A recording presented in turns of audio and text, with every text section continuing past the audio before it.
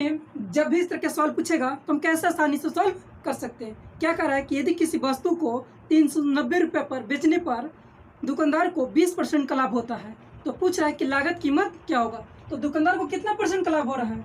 20% का लाभ हो रहा है, ठीक है। और 20% का फ्रैक्शन कितना होता है? 1/5 होता है। ये क्या हो जाता है? हमारा CP होता है। और ये दोनों के जोड़ देंगे तो कुछ हो जाता है हमारा ASP हो जाता है। तो 5 और 1 6, ASP कितना हो गया? 6। और 6 के वैल्यू दिला कितना? 390 रुपये दिले हैं। तो 1 के वैल्यू कितना आ जाएगा? काटेंगे तो 65 आ जाएगा, ठीक है। तो हमको पूछ रहे कि CP ज्ञात कीजिए। CP कितना है? 5 ना है, तो 5 की वैल्यू कितना आ जाएगा? 65 गुने 5 कितना आ जाएगा? 325 रुपये आ जाएगा। जो ऑप्शन नंबर कौन है? B है। यही हमारा आंसर है। अगर वीडियो अच्छा लगेगा तो लाइक। एग्जाम में जब भी इस तरह के सवाल पूछेगा तो हम कैसे आसानी से सॉल्व कर सकते हैं। कह रहा है किसी पंखे का अंकित मूल्य 1200 रुपये है और दुकानदार उस पर 5% की छूट देता है, तो पूछ रहा है कि पंखे का बिक्री मूल्य क्या होगा। मैंने पूछ रहा है कि विक्रय मूल्य कितना होगा।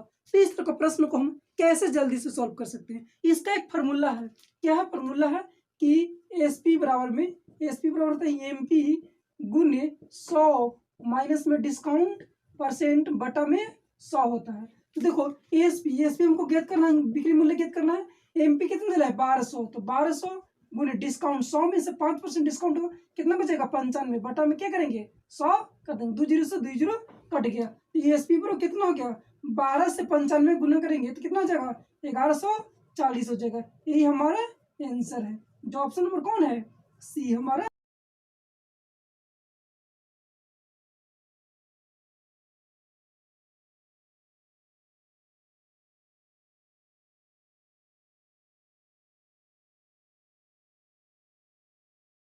अगर एग्जाम में जब भी इस तरह के सवाल पूछेगा तो हम कैसे आसानी से सॉल्व कर सकते हैं। कह रहा है कि यदि A की आय 35%, B की आय 25% के बराबर हो, तो पूछ रहा है कि A और B की आय का अनुपात क्या होगा। तो इस तरह के सवाल को हम कैसे आसानी से सॉल्व कर सकते हैं। कह रहा है कि A की आय 35% और B की आय के 25% की क्या है? बराबर है। देखो परसेंट से परसेंट कट जाएगा, ठीक है। और 5 सत्ते 35 और 5 पचे 25। तो देखो A की आय कितना हो गया? 7 ही हो गया। और B की आय कितना हो गया? 5 हो गया। तो A बटा B बराबर में कितना हो जाएगा? 5 बटा में 7। A और B की आय कितना हो गया? 5:7 हो गया।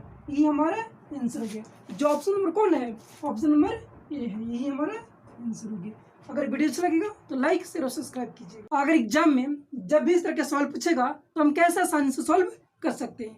क्या कह रहा है कि यदि 3 क्रमांकित पूर्णांकों का योग्य 51 हो तो बीच वाली संख्या ज्ञात कीजिए। तो इस तरह के सवाल को हम कैसे जल्दी से सॉल्व कर सकते हैं।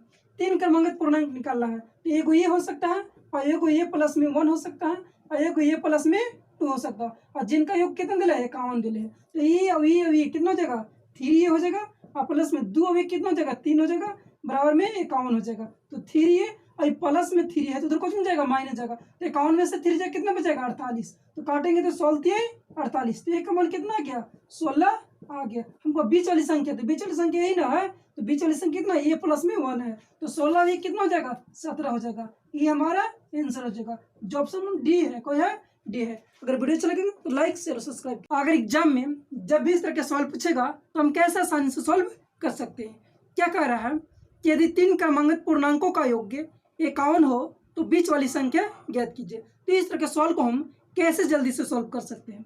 3 क्रमांकित पूर्णांक निकालना है, तो एगो ये हो सकता है और एगो ये प्लस में 1 हो सकता है और एगो ये प्लस में 2 हो सकता है। और जिनका योग कितना दिला है? 51 दिले है। तो ये और ये कितना हो जाएगा?